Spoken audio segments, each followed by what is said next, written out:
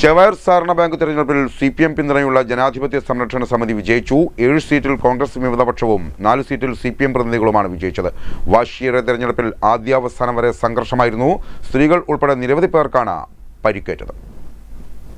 ഏറെ സംഘർഷഭരിതമായ തെരഞ്ഞെടുപ്പിനൊടുവിൽ ചെവായൂർ സഹകരണ ബാങ്ക് തെരഞ്ഞെടുപ്പിൽ CPM പിന്തുണയുള്ള ജനാധിപത്യ സംരക്ഷണ സമിതി വിജയിച്ചു കയറി.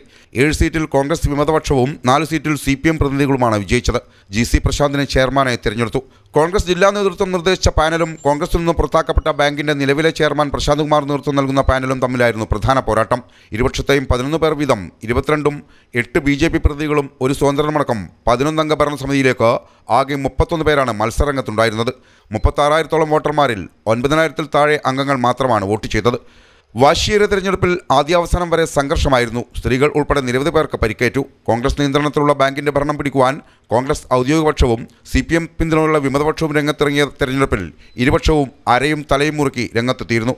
സംഘർഷ സാധ്യത കണക്കിലെടുത്ത് വൻ പോലീസ് സംഘത്തെ സുരക്ഷ നിയോഗിച്ചെങ്കിലും ഇവരെ കാഴ്ചക്കാരാക്കിയായിരുന്നു ഏറ്റുമുട്ടൽ.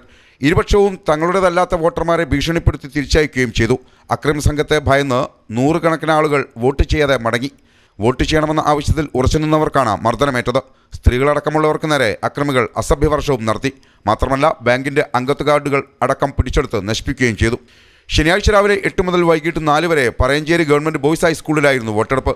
രാവിലെ തന്നെ വോട്ട് ചെയ്യാൻ വലിയ തോതിൽ ആളുകൾ എത്തിയെങ്കിലും 10 മണിയോടെ ഇരുപക്ഷവും കള്ളവോട്ട് ആരോപണം ഉയർത്തി പ്രതിഷേധിച്ചതാണ് തർക്കത്തിനും വലിയ സംഘർഷത്തിലേക്കും നീങ്ങിയത്. News bureau, Kozhikode.